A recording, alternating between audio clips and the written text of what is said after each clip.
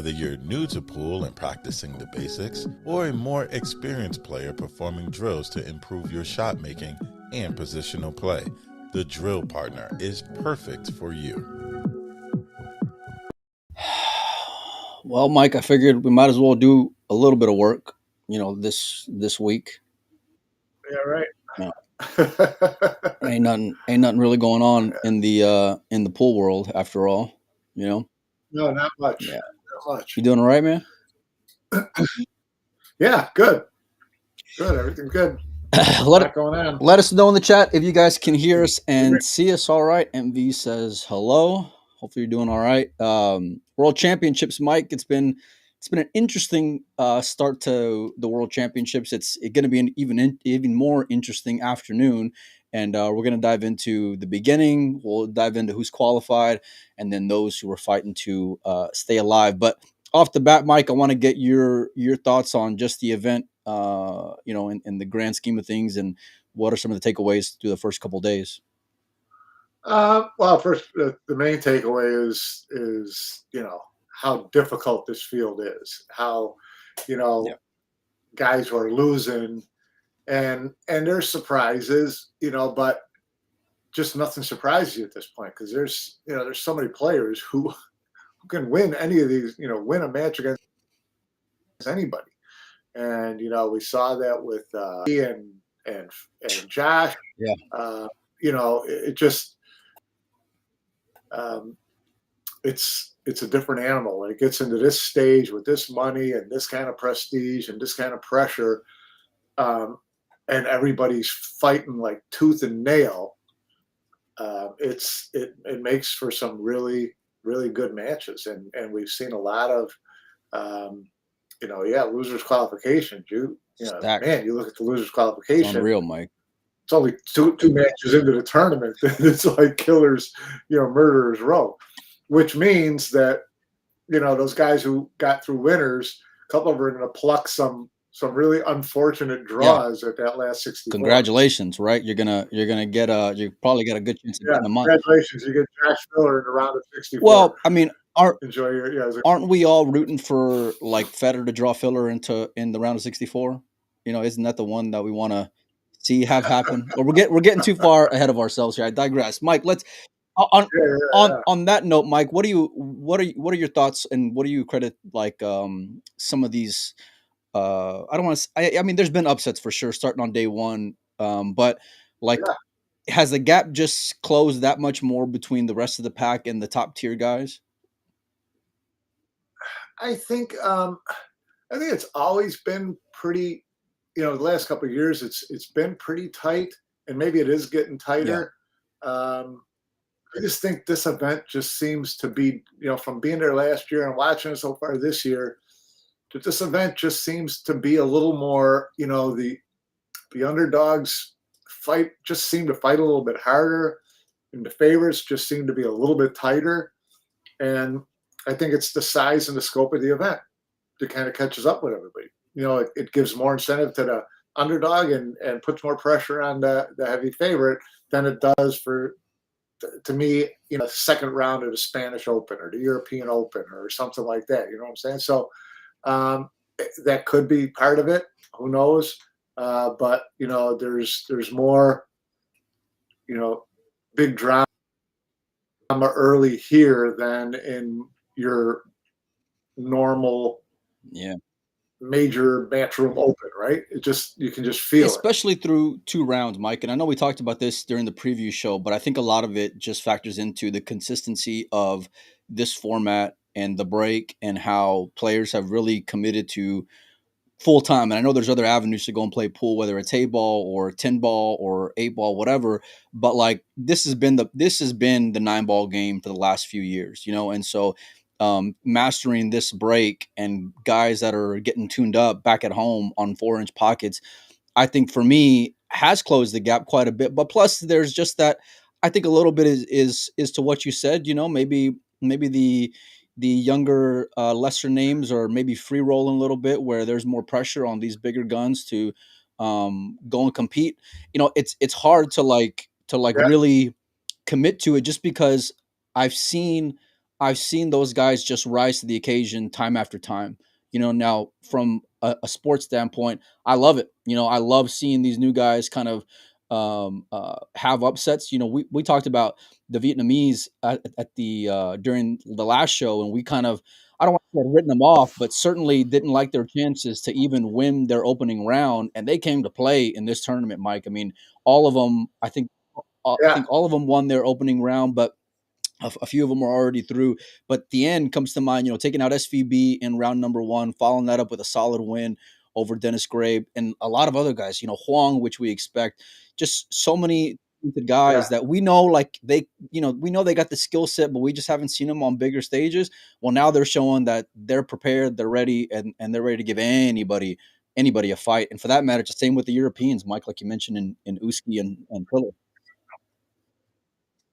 Yeah, well, no, it's the the Vietnamese have played great. Obviously, we kind of expected the Filipinos Yeah. to show up here. There's 10 through the final 64. They started with 17, and yeah.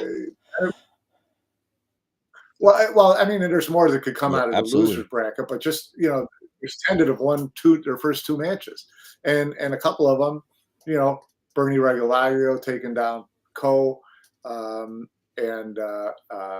AJ beating Yap, Mike. AJ taking down Yap. Yeah, I mean these guys. These are another group of guys who came to play. Mike, I'm putting a lot of weight on that Yap AJ match. I mean, a lot of weight. I think I always have been I don't want to say a little harsh, but just like I think the kid was just too prematurely crowned because of his social media presence. And for me, you don't get respect based off of a following. You get respect based off of results and taking down big names. And it doesn't get any bigger of a name than a TV table of a world championship when you're facing a guy who's as hot as Aloysius is right now.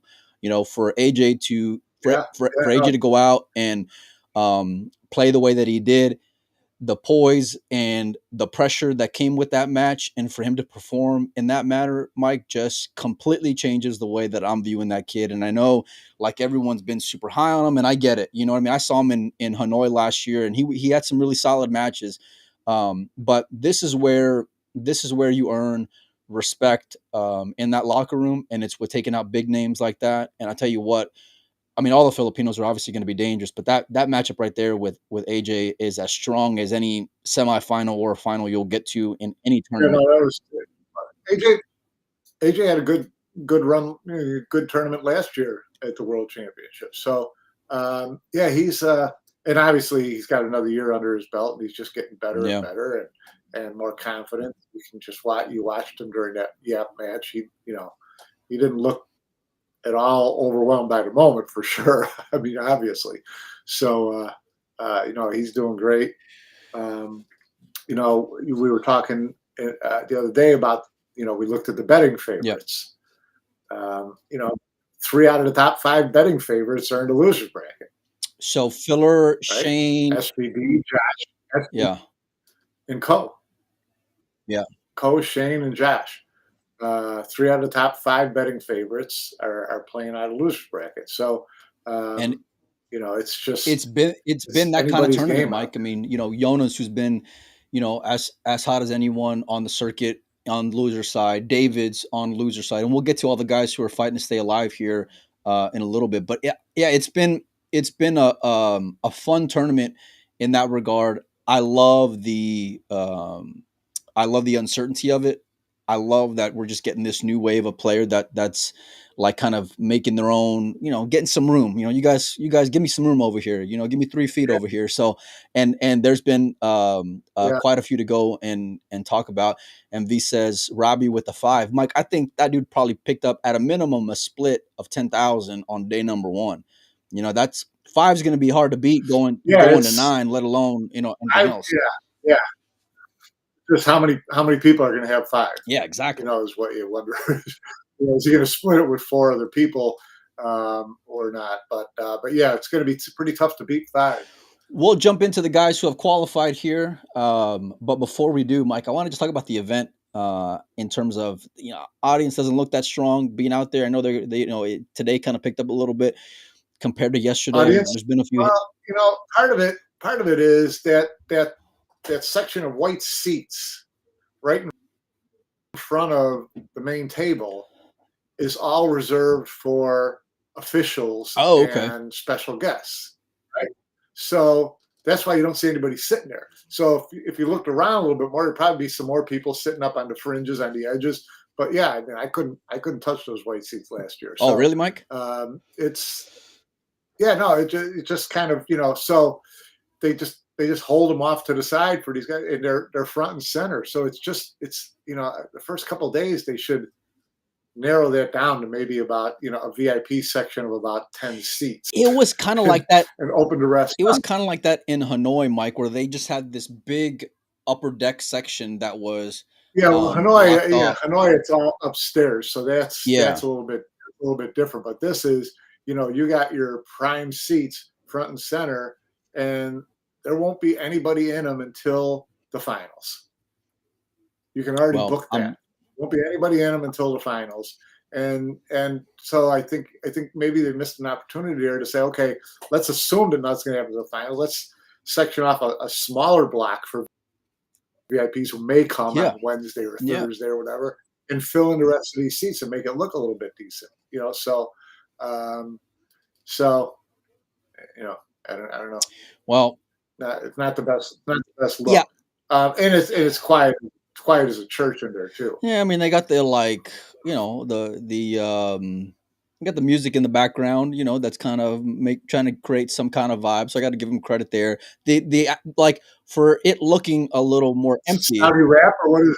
Yeah, I don't know. It's like a little soft soft club beat in there, So but yeah, look, the venue looks beautiful. Everything looks top shelf, and I wouldn't expect anything less from the Saudis. A lot of comments in the chat about Albin just getting smoked by Sale. That'll be a big that one. I was a little tough to gauge in terms of it being on TV table, but if she's up 5-1 on Albin, Jesus, Albin, what do you got to get it together a little bit, buddy. Mike, you better tape that, because Albin on tilt is as entertaining as it comes. Yeah, put a microphone on that guy right now. Mike, WNT TV. Let's just get it out of the way. Because you just at this point you can't not talk about it. There was just too much going on in the first at least day and a half, day and 3/4. Yeah, it's it's a problem. Thinking about it, but they got it fixed. It was halfway through the second day. As long as there's no glitches from here on out, it's one of those things you just got to write off.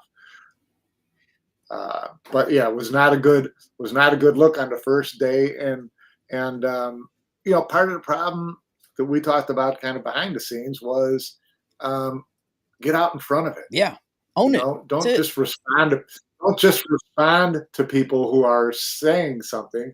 Put your own post out there and just say technical difficulties. Sand got into stream wires, whatever it is. But just get out in front of it and let everybody know, yes, we know, we're working on it. And it just that will calm a lot of people down, and it will just stop a lot of people from piling on. So yeah, I think they could have handled it a little bit better, but the main thing is get it working. For sure. In terms of the fact they got it working, and they for damn sure better make sure that everything's smooth sailing from here on out, because it's about to get real interesting. Every match is going to be big in terms of so many aspects, Mike, whether it's Mosconi Cup that you're looking after, or Reyes Cup, or of course winning the big 250,000. But yeah, I mean, I don't want to say they could have done a little better job. I think they completely shit the bed when it comes to communicating, and there's I don't think there's any other way to put it when it comes to my thoughts on it. Look, communication goes such a long way in buying patience with people, and I was really you saw responses in posts that aren't even anything to do with WNT TV. It was like Shane's, out on the first round, and there's 50 comments about, WNT TV, and they're replying to them, but it's like you could handle that with just one post on its own. And then I think it was yesterday during the afternoon, the SVB match against the Filipino gentleman, which I don't remember his name, but they started showing Chua in. It was basically a replay of the morning round, and it kept on, like, you would click on it, it would show like 5 seconds of Shane's match, and then go right back to the replay. And I had to go into YouTube, and I went into YouTube just to kind of sweat whatever table 4 was, And so I'm in there Yeah. and I'm just checking it out, because that was really the only other matchup that I wanted to go and watch.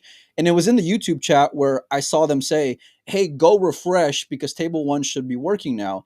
Well, it's like, well, what about everyone else who wasn't on YouTube, who had no idea that now the problem was resolved, And for for them to be so heavy when it comes to social media and on all platforms, I think it was a huge missed opportunity there. I think they could have handled it much better, and it could have been it didn't need to end up the way that it did, So yeah, but anyhow, like I said, it's been working. Today was been great. I've been sweating a lot of the matches. Got up at 5 a.m. this morning. I'm, checking scoreboards and going through tables 2 and 3, and it's been great to be able to sweat like different parts of the tournament. And I think, like, the reason why fans were so fired up from this is because from the beginning, even matches that we thought were not going to be competitive, the underdog that we had as underdogs ended up coming through and winning outright, Mike. Those matches were very compelling, and they were tight through 10, 12 games in. You know what I mean? And so, like, if they were whitewashes, and to be fair, we got whitewashes on table 1, 9-0, 9-1, 9-2. But it's like, because those matches were so competitive and compelling, it's like that just further fueled the fire of, I want to see what the hell's going on. You know what I mean? I want to know, like, how did that gentleman, beat how did the end beat Shane? All these little things. So anyhow, round of 64 will be finished, or we'll be down to 64 players after today, Mike. I want to transition, if we can, to the guys who have made it through, and give me some standouts, Mike, for you that have kind of maybe been a surprise, or maybe not so much of a surprise, as far as players who are already through to single elimination.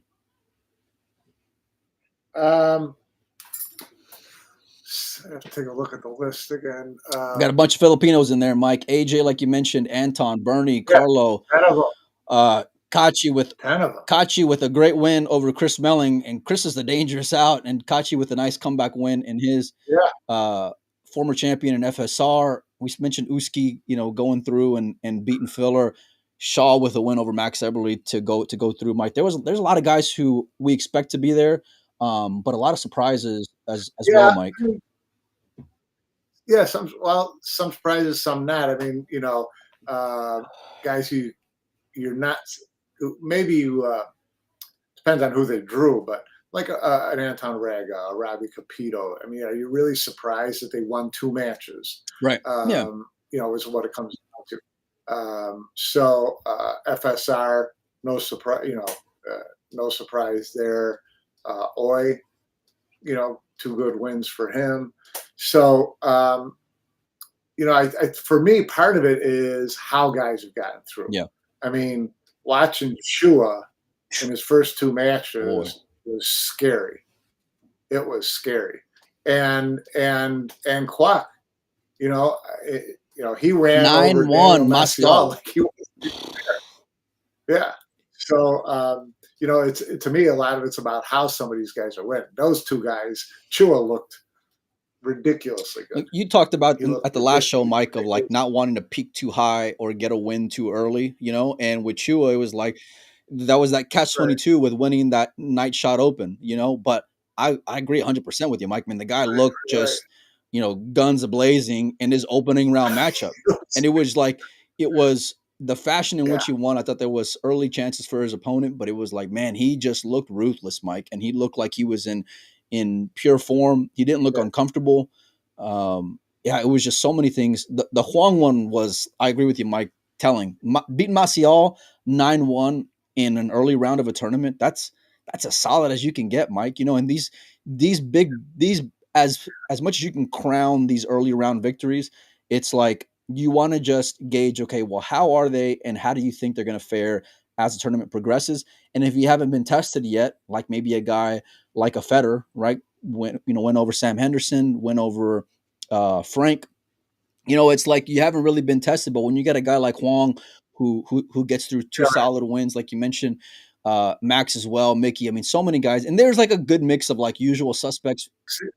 Max, Mickey, and Moritz. Those are three good names. They're good for them. All three guys getting those 2 wins out of the way right away and getting into the last 64th, undefeated. That's pretty strong for them out of the gate. Early, big story yesterday, Mike. Niels going out against Joao. Yeah. Well, we know he's a great European player. Look, we talk about Mosconi Cup the entire year, Mike, and when we mention guys like a Moritz or a Jonas or a Max, we always talk about them in terms of where they are in the Mosconi Cup rankings.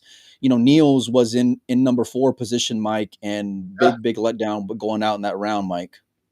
Yeah, no, that's a big, big disappointment for him.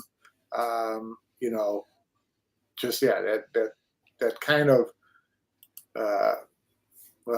kind of puts the kibosh on him almost to a certain extent, unless he wins one of these other events, right? I mean, it does almost feel like it almost feels like the year's almost over, because of how much you got to go and make up for coming short in that round in this tournament where prize funds are so different compared to everywhere else. So lopsided, yeah. So lopsided. So it was too bad to see. I mean, he went 2 and out. Ralph went 2 and out. There's some pretty decent names that are out already. But now we're starting to get into the business end of it. It's going to be pretty exciting. I love rooting for Niels. He's an easy guy to go and get behind. Obviously his Mosconi Cup pedigree and just his, he's a former world champion. He beat Albin years ago to get his last World 9-ball championship. The guy's so decorated and a great ambassador for the game. He made a mention in his post yesterday, Mike, regarding the times, and I kind of just want to get your thoughts on that. They're starting at 11 o'clock. They're starting around, or at least yesterday they were starting around at 11 o'clock in a world championship, Mike. Yeah, that's a tough one. I mean, you've got the scheduling. I wasn't sure why they. To me, it all kind of comes back to them starting the first day at 7 o'clock at night. Yeah, that's what it felt like. That they were just making up for that first day. Right, and I know you want to start out strong, big, but the first day. Listen, you're not going to get a big crowd physically, whether you do it at 10 o'clock in the morning or at 7 o'clock at night. I don't know whether you need to try to play up the pomp and circumstance, on the opening night, because you just don't get the response from the people there. So use the whole first day, to me, makes more sense. As far as 11 o'clock at night, that's a little bit, that's a little bit late. I'm trying to look and see when his first match was yesterday. Because if you started at 10 o'clock in the morning and then had one at 11 o'clock at night, that's a problem. But I don't think they're really starting anything until 4 in the afternoon, right? Isn't that the first round, or is it 2:30? 2:30, 4, 5 o'clock. So you're not starting them in the morning. You're not starting them before noon. So the equivalent to me would be, golf tournaments, you're teeing off at 8 in the morning. Yeah. Well, in golf, you don't see Phil Mickelson. Yeah. You don't see Phil Mickelson bitching and moaning about starting at 8 o'clock in the morning. Yeah. So it comes with the territory. It's what you got to do. Like I said, it'd be different to me if Niels had a 10:30 in the morning match and then had 11 o'clock at night and then had to come back and play 10:30 next morning. But as long as you've kind of spaced those out a little bit, listen, you play when the schedule says you play. Communication is key, Mike, and that's the part where I'm a little on the fence. If that expectation was set earlier on, and listen, you're not in that position if you don't lose the opening round, so there's that. And don't get me wrong, he had a tough draw. Roland's no walk in the park, especially an opening round of a world championship, beating facing a Filipino who's got the skill set that Roland does. But if that expectation was set, then listen, you spend the better part of the year traveling the world in different time zones. You know what you have to do in order to get your body and your mind comfortable to playing at awkward times. Niels is one of those players where he'll only be playing the more professional events, right? He's not playing here in the States, starting a round at 1 a.m. or anything like you'll find at whatever bar. That's a weekend tournament, So, but again, for me, it's just a matter of what that expectation is. Was definitely surprising, but a bit like it felt like a punch in the gut because I'm rooting for Niels. I was rooting for him to at least have a puncher's chance to like further solidify his position in the European rankings. Get closer to that spot. Yeah. Whereas now that would have been great. Now it's like, some other players. Yeah, now it's Yeah, no, it's going to be tough sledding. Some other players, Mike, that I'm taking a look at here. Victor with 2 grindy matches to get through into singles. I know they both kind of went the distance or close to it. Wojciech, a former world champion, can't help but root for Wu Kun Lin, just given his relationship with Chang and what that story would be like if he can make a great run, Mike. But man, it's just so many Filipinos, Mike. Victor and Wojciech, the only 2 Poles who went through first 2 rounds. I think they've got 3 more on the loser's side. But they were the 2 deepest runs for the Poles last year. So boy, let me tell you, Mike, our predictions could not have gone any worse. At least mine could not have gone any worse. I had the Poles going deep, right? Epic fail, well, at least to this point, right? And then I had the Filipino ones were low hanging fruit, because there was just so many of them, and we know their talent. But man, that seems like a really big letdown, especially if these guys can't get through. Look, Victor's a question mark still, and I'm rooting for the guy, but it's only going to get more packed with pressure. The kid's got to learn to close with authority. You know what I mean? He's great at the beginning, but if it starts getting, nip and tuck, that's when the other opponent might have a little bit of an edge. But man, there's so many other dangerous guys. Mike, Tikon, Naoki, or like you mentioned Mickey, who's like sneaky, never really gets any respect, but he's always hanging around. He's always deep in every single thing that he plays in. And he's another one of these guys who's looking to follow up last year's Mosconi Cup run with another great performance, Mike. So, yeah, I mean, all in all, it's a lot of the usual suspects, but on the one loss side, Mike, we mentioned Niels going out. SVB loses in the opening round. That was a huge. A lot of Americans on the one loss side. Mike, give me the realistic. Like, listen, a lot of Americans on the 2 loss side too. Mike, it's a little embarrassing. It's a lot embarrassing. Okay, as a whole, it's like Shane looked like he was 41, in that match. And Federer, I know he's like the adopted son, but it's kind of hard for me to get on that like USA bandwagon for him. It's like, man, if it wasn't for Federer, it's not, he doesn't scream Uncle Sam. So you're looking at, Lucas is still, and he's got a shot. He's got Misko, which is not going to be an easy task. Oscar's losing to Conrad right now, and Tyler's ahead of Petri Makinen. Max still plays today. And Max was in a good spot. I thought like he was up 4-1 on Jason, which was a big shock, even just through 5 games. But there's a lot of big names, Mike, that are fighting to stay alive. Albin has got to be a massive shock, down 6-1.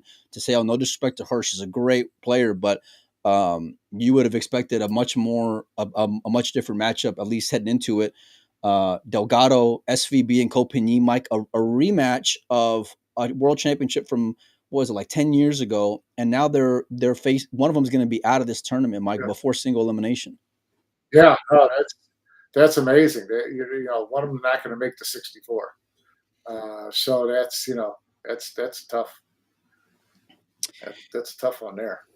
PS loses early on, I think, to a Vietnamese player, strong Vietnamese player, and he had a great comeback. But he's another one of these Europeans where 6 months in, and that's really for me been another storyline. It's like these guys who are in that, who like they're not the they're not the fillers and Shaws and big Mosconi Cup names where it's like you're 6 months in, but this Right. is where you're going to measure up. This is the tournament where you can really make a splash. And guys like Pius, Jonas, again, they're still in, but it's like you would have felt a lot more comfortable given their position had they've already been in through 64, and now there's a chance they may not even make it through to single, Mike. Right. Well, PS has Alex, so that'll be a tough chore for him. Alex, I don't know how to gauge there's Alex, a Mike. couple other It's like guys. he was. I think in his last match he lost Hill. I kind of thought he was a bit of an underdog in that matchup, but he's got like a sneaky 9-ball break, and he's got the experience, right? Way more than Pius does. Yeah, sure. But it's like I don't know. I couldn't tell you where he's going to finish at, Mike. He may end up in the final 8, or he may end up going out before single. You know what I mean? I literally got no clue how this is going to finish out. Yeah. No, it's yeah. It's going to be interesting to see for sure. Who does yeah, so I'm looking at the other American players. I'm looking at poor Sam Henderson, draws Shane in the first round, wins his first match in the losers bracket, and gets yapped for his and kudos to Sam because he came from behind to win in that loser round match. But I agree with you. That's brutal. Drawing Federer and then following that up to qualify, you got to face Yap. Like, I mean, goddamn, how much more tough a draw could you have if you're the kid? You know what I mean? For one, we have to remember too. This is 128 players, not 256. Right. So, shit gets real a lot faster here than it does in the 256. So, well, that's fair. That's absolutely fair. So just, Mike, you're going to have to come out of the gate swinging hard if you only have 2 chances in 3 matches to get to the final 64. So, Mike, not a lot Federer loses. You only get 2 out of 3. Not at all. And look, if this next matchup that I'm gonna bring up here is any indication, you got Filler against Gerson for a chance to stay alive. Look, Mike, I know Filler is Filler. 10:30 at night. Yeah. On table 1000. Yeah, they're sending him to the bar down the street to go and start that one at 2 a.m. Right? Yeah. What do you think? They're playing down at the bar in downtown. How big would it be if Filler doesn't qualify for single elimination, Mike? And what are the chances? It wouldn't make my predictions look good. No, look, Gerson is more than capable. We saw that at Derby, and I know it's apples and oranges. This is the type of spot where Gerson's the most dangerous too. Gerson's really dangerous in this kind of spot where he's got someone he knows has pressure on him. He can kind of grind a little bit. He can kind of frustrate the guy a little bit, and it's gonna be an interesting match to watch. I think Josh has to come out of that one fast and drill some holes in it really fast to keep from that one getting really dicey. They both have this very loose style, which I just love watching. When it comes to exciting pool players, both of them, I love seeing them at the table. With Josh, it's he's going to clean up in probably 33 seconds, and Gerson, you never know if he's going to run out in about 45 or if he's going to jaw up the 6-ball because he's got this real unorthodox stroke to him. You know what I mean? But for me, Mike, that's box office. That's fireworks. I don't know where they're going to be at. I hope they are going to be on TV table because that's a really big matchup and a lot of storylines there. The Latin Americans got such a strong untapped fan base, and you can see that by if you look at some of the social media pages of the Latin American pool community. There's a lot of opportunity there, and so a guy like Gerson waves that flag. I would have loved to have seen a player like a Ruben Bautista get in this tournament. I know he's dealing with some political issues and things like that. But it's kind of hard for me to say who I'm rooting for here, Mike. I think the fans are going to be the big winner no matter what. But Filler and Gerson, that's going to be interesting. Down below that, Mike, you got Feliciano X44. He's an interesting character in his own right. I like Mike, man. And he's playing Stefan Kasper, who is the European, I think, 8-ball champion. That one's going to be interesting. Dennis came off a Hill loss. Mike, he's fighting to stay alive as well. And then after that, it's kind of, let me see. There's not really Mario He on one loss side. That's kind of, and he was on the verge of going out in this tournament, Mike. Like I think in the last round, like he was right at the edge there. Let me see who else. Daniel Maciel, like you mentioned, Alexa. He started off a little bit slow, but he's getting along in there, up 8-2. What are some of the other things? What happened to our number? What happened to our top Fargo rating? Amir? Or which one? Oh, so yeah. Amir's he's got Van Leer up to stay alive. So and I've been following his scores to kind of see where, like, I still don't know how well he really plays, like when it comes to the eye test. You know what I mean? And so again, we follow Fargo right. He's been playing this tournament tough. I couldn't tell you if I think he's going to get into, like I said, the final 16 or if he's going to fizzle out in this one, you know? So he's just kind of an enigma for me, Mike, at this point, without seeing him really measure up. Like, if I need more sample size. Does that make sense? Was his match against Roland on TV? He's playing Van Leer in single. No, his match against Roland, was that on TV? No, I don't think so. I don't believe so. I could be wrong. If it was, I mean, there's a good chance it wasn't streamed either way. You know what I mean? So, but yeah, no, it's been a fun first couple of days. But I tell you what, Mike, especially considering the fact that the stream is up to par now and everything else, like I'm super pumped heading into the next couple of days, Mike. Single elimination. Yeah, it's going to be a fun rest. Huge money on the line. Kind of given the landscape of where we're at, Mike, guys who are still on one loss side and guys who have qualified, who's a player that you fancy now after 2 days of the World Championship to make a run? Give me like an obvious and then maybe a not so obvious. Well, to me, obvious is Chua. I mean, he's just I don't think he's missed a ball in 2 days. Not so obvious. Well, I don't know. That's, trying to spin through these. All I see is Filipinos. Yeah, no kidding. Look, I agree with you in terms of Chua. Like, it's so easy to get behind like that flavor of the day. Yeah, not obvious. I like Kwok too. I like the way he's playing. I like his attitude. That's a great pick, Mike. That's a really good pick. And like we mentioned to start the show, being able to pull those positives in solid, like in early rounds, right? And it's easy if you can get your wheels greased playing against like a lesser opponent, but to play as fluidly and as consistently and as strong as he did, given the opponents that he's faced, it's a pretty strong showing from Wong, Mike, for sure. I couldn't agree with you more.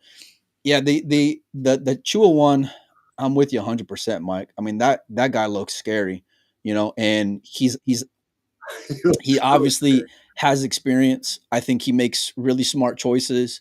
He was in the semifinal of this tournament last year. He's got so much other accomplishments under his belt after that, which is even crazier to think about, right? That's the thing. Yeah. Since then, he's done really well. So he's built off it. He's not resting. Yeah. And he's been grinding, Mike. He's been traveling. He's been staying in it. I know he mentioned the success that he had in the night shot, but that guy's going to be really tough to beat. It's going to be really interesting to see how, first of all, how the round of matchups today finish out, and secondly, and more importantly, how the draw is going to fare, because there can be some massive names that are going to be matching up in the round of 64 once the draw is done. I'm assuming a little later on, this evening. So, but to me, Mike, it's Team Philippines or bust, if I'm being honest with you. And I know that Team Philippines is in a team. I just hope that they don't end up playing each other all in the round of 64. Although, if 10 of them get through, 10 of them won't be faced each other because they'll get that seeded spot in the final 64, right? Well, I think they would stay So so winners would stay in their same position where they're at in the bracket, but then they'll get a loser drawn into them. Is that right? that I don't know. I don't know. I know that they won't that the winners through the first two rounds won't play each other in the round of 64. I don't know if they Right, shuffle yeah. it all. Yeah. Yeah. It'll be interesting to see, that's for sure, and especially given the chaos that was the first couple of days, and more importantly, how this afternoon's going to go. It just really makes for must see TV. Mike, look, It is. a bunch of go ahead. No, I was just saying the other side of it is that because there's so many big names in the loser side, there's going to be some final 16 players who are going to face each other in the round of 64 and the round of 32. So there's going to be some big names out, early. So that's one thing here. Well, it's such a catch-22, right? It's like if you're a guy who hasn't been in that position, like let's say maybe an Uski type player, or just kind of going through it like the end, right? Like I know he's got solid wins early on, but it's like if you're gonna tell me I'm giving you a rematch with SVB in single elimination, I'm still taking SVB, because of that experience and Sure. I've seen how one guy can handle immense pressure versus another. And when you don't have that safety net of having another barrel underneath you, I have a much bigger sample size to pull from when it comes to some of these guys. And even a guy like, look, Josh, Kopinyi, whoever, you know what I mean? It's like some of these other guys are still unproven. Look, Loho Sum, we hadn't seen him since, the World Pool Masters a few years ago, and he's through to single elimination already, So like, even though everyone will say like the politically correct things, right? Like, oh, it's a world championship, anybody can beat anybody. But it's like, don't get me wrong, some of these guys are really hoping they match up with some of these other guys that are on there. And the reverse side of it is some of those guys through single are not going to want to face some of the big guns coming out of the one loss side. You know what I mean? So no, not at all. Not at all. Loho Sum gets his way through the first two rounds into single elimination and draws a filler. It's like, how'd that work out?